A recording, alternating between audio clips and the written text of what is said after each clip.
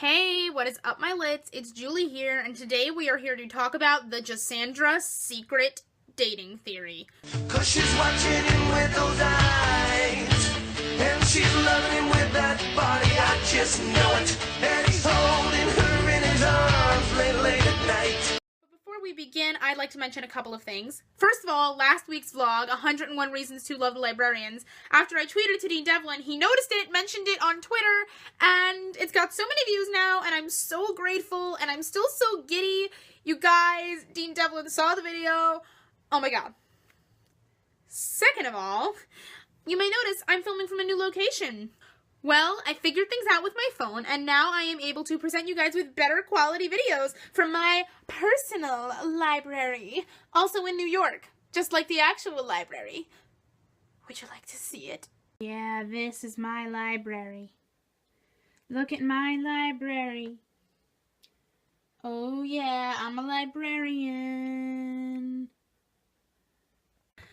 Okay, now that we got those out of the way, I am ready to discuss my theory. Now, the Jassandra secret dating theory started as a joke in my mind about halfway through season 2, where I'm like, haha, what if they're secret dating? Then, as the episodes moved forward and forward, got later and later in the season, I started to think that this is not a joke anymore. This is an actual theory. And today, I want to talk to you about that theory because I feel very strongly about it. So strongly about it that I did talk about it in my 8th episode, The Talk, and I also made a text post on it on Tumblr, and it went so far, I feel so strongly about this, that I am currently writing a fan fiction about said theory and how I think it may have progressed, or how it could have progressed. I put it on Archive of Our Own and fanfiction.net. I will link both in the description. So, let me just start with the basic reasoning for the basis of this theory. Season 1, we have Jake and Cassandra, like, you know, we shipped them because he was catching her all the time, and there was an emotional bond. But there was really nothing there that would make anybody outside of the show think it was canon. Then we get to season 2, and without us seeing any kind of progression from where they were at the end of season 1 to where they are now, they were openly flirting with each other in terms of as soon as they met up again, she's like, Jacob, and he gives her a little wink. Yeah, so let's just go through each Jassandra moment and talk about how I think it fits into the theory. Now, when they all first meet up in New York, later on in the episode, in that part, we find out that they split up. They all split up after their first case in Peru, so we know they haven't seen each other. But the way Cassandra says Jacob's name, first of all, the fact that she's calling him Jacob. I mean, season 1, everybody called him Stone and she called him Jake, so that was something special. But now she's calling him Jacob, which for some reason to me sounds more intimate than Jake. It's his full first name, it's something only she calls him, and the way she says it in that episode is something that, it seems it's not flirty yet, but at that point she sounds really shocked to see him.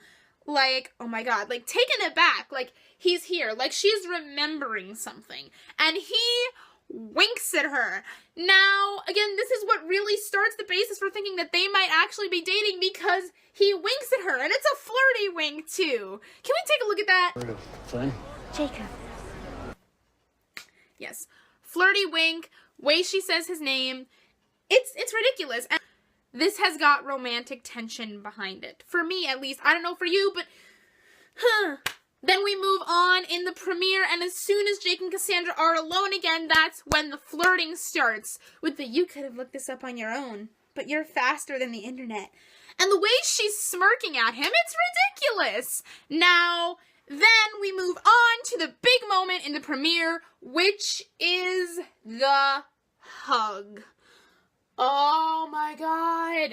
She looks at him and looks right at him, not looking at Ezekiel much and saying we weren't fine when we're apart. Now, I can notice that that is a team moment, but the fact that she walks up to Jake when she thinks he might be about to die because of the sun and hugs him and wraps her arm around him, and then they look at each other, and I'll see you on the other side, Cassie. You better. With a little flirtatious smirk. Now, it seems like they want to see each other again in private. Like, you bet, like, they are addressing each other even though Ezekiel is there. And that just screams a separate relationship to me. Now, not that I think at this point they are dating. Here's my theory. I think that something happened in Peru. Something happened between them. Maybe they just kissed, maybe there was a little making out, maybe they confessed their feelings, whatever. Something happened in Peru, and then they all split up, and now they are facing that for the first time again in New York. And that would explain the nervous tension behind Jacob, and then the flirting. So moving on to episode 3. In episode 3, the flirting continues. And episode 3 had like a domestic feel at the beginning, where she was bringing him coffee, and he showed her paper. And again, lots of smirks, lots of flirting, and you can feel the relationship building. Now, it's just for me that I don't think these things would be happening if there wasn't something going on there. Because, honestly, like I said, in season 1, they could be construed as just friends, but season 2, there's no way to see it as anything but flirting, and we didn't really get to see progression to that point, so something had to have happened that we didn't see, which could lead to secret dating. And then later on in episode 3, there are multiple moments for them there where he's trying to protect her, which doesn't necessarily scream secret dating, because he has tried to protect her all the time in the past. But when they are telling the truths, she looks right at him and says, "I liked having you there." She doesn't look at Ezekiel, she looks at Jake, and he looks back at her. It's screaming that something is going on, and I don't know what these writers are doing anymore. Even though I love you guys, because you tweeted in my last video, mwah, I love you, but just listen. Moving on with that theory. Episode 3, we do not see him say, "I trust you," even though we all thought he was going to. There's nothing more there, and we don't see another Jassandra moment again, other than standing 2 centimeters apart. That's the other thing. In season 1, we noted how they stood, like, that close all the time. Now in season 2, they're that close. You don't stand that close to someone if you're not in a relationship with them, and it's not a friend thing. I don't stand that close to my best friends. I don't stand that close to my best friend who I've known since I was 2. No, that's how close you stand to someone you are dating. And you don't want anyone to know that you're dating, so you can't actually hold hands or cuddle, but you're standing that close. That's a good idea behind it. They're standing that close because they can't cuddle. That's the closest they can come to cuddling without anybody knowing that they're dating. Then we get to episode 7, which is the biggest Jassandra moment of the entire series, which is when he asks her out on a date. Now, again, this could be construed, if devil's advocate, as 2 friends going to have a drink, but the thing about it is, if you watch their faces in that clip, you're gonna see she smiles at him like he just made all her dreams come true, and he looks like he looked like he was so nervous to ask her, but then when she says it, he's trying to contain his joy at how happy he is that she said yes. So this could be the beginning of their secret dating relationship, or something could have happened in Peru. What I think is that something happened in Peru, and then, up until then, maybe they continued it, but it was just kissing, making out. Until episode 7, they realized that this was something real, that, hey, they're gonna go on dates. The other thing about that clip in episode 7 is that it doesn't necessarily seem like it's the first time they're doing this. Maybe they have gone out for dinner a couple of times, this is just more real. Because I think it feels like we're coming in the middle of a conversation there. Like, either they were talking about something, because the way Jake says it, "How about a pint?" He doesn't start with, "Hey, Cassandra," or anything. We were definitely coming in at the middle of a conversation, because we know part of their conversation was cut out when we saw them talking, and then we saw Dorian Gray. So clearly there were other words exchanged there.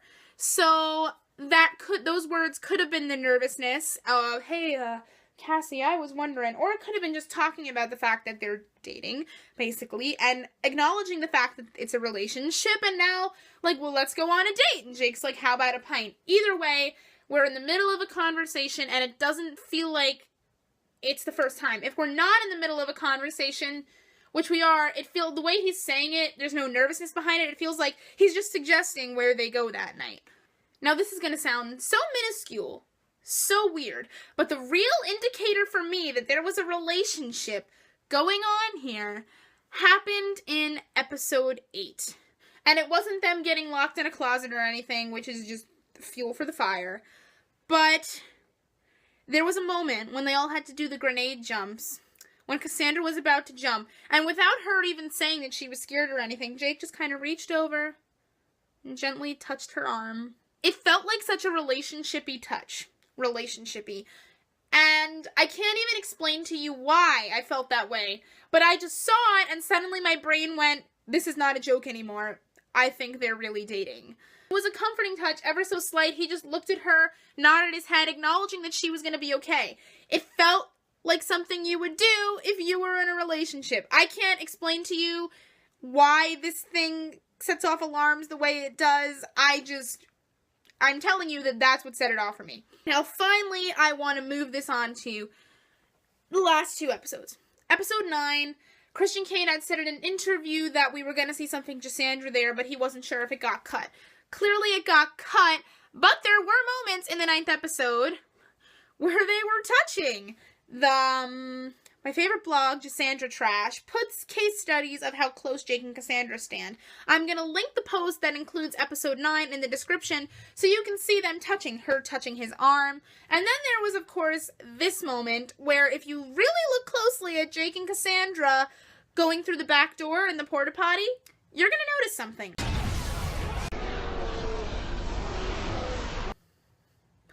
Oh yeah, he put his hand on the small of her back before they walked through the door.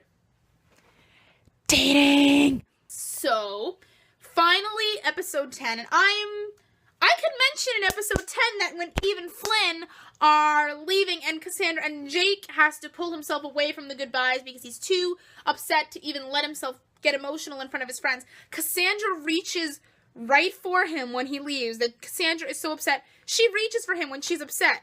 Who would you do that with? Your boyfriend! Let's take a look. Take care of each other. No. Again. No. See? She reaches for him. I saw it. You saw it. Everyone saw it. It's happening. But the real big moment in episode 10 that indicates that they are dating happens right at the end.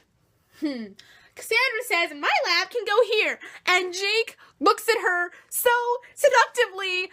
I can't even take it. The eyes, there's no way you could construe those eyes as anything but sexual. That's, oh my god. And, like, you can't do those eyes by accident when you're an actor. Everything you do has a purpose. I'm an actor. I know. There is a purpose behind that look. Christian Kane, like obviously that look is so suggestive that you're not just going to, it's not just going to happen at random. You have to decide to do a look like that. And clearly it was decided or directed or whatever. I mean, that look happened so much that as an experiment, me and my friend Aubrey at lunch one day, we were sitting with our friends and we're like, our friends who knew what the Librarians was because we talk about it, but hadn't really seen any episodes, didn't know what Jake looked like, didn't know what Cassandra looked like. I showed them the close-up picture of Jake's eyes, or Jake's face, in that scene, and I said, how would you construe that face? And they all said it looked sexual. Ha! Ha ha ha! See? Because it's not just my shipper goggles then other people are seeing it too. So, that's my theory. That's the evidence behind the theory. I don't know if y'all agree with me, but I think it's there. Maybe it's not so much a theory, but still a headcanon, because I don't think they're actually going to reveal in the show that, hey, we were secretly dating, but there are alarms going off that something is going on and that they're on their way to canon space. So, that is it for today, my lits. If there are any other headcanons or theories that you have that you would like me to discuss, please leave it in the comment below or at my inbox or messaging system at kingdomkeeperofthelibrary.tumblr.com. Or you can suggest any other librarians videos. If I'm going to keep doing these vlogs, I'm going to need a lot of suggestions from you guys. That would really help me out. It's been a month. It's been a month, almost a month, just shy of a month since season 2 ended, and they're already scouting locations for season 3, and I'm freaking out already, and this is not good because we still have 10 months left. Oh boy. Alright, that's it for real this time. If you live in the tri-state area like me, please stay safe, stay warm in this big snowstorm. As you can see, I'm in my fuzzy pajamas. And I will see you next week, my lits. Bye!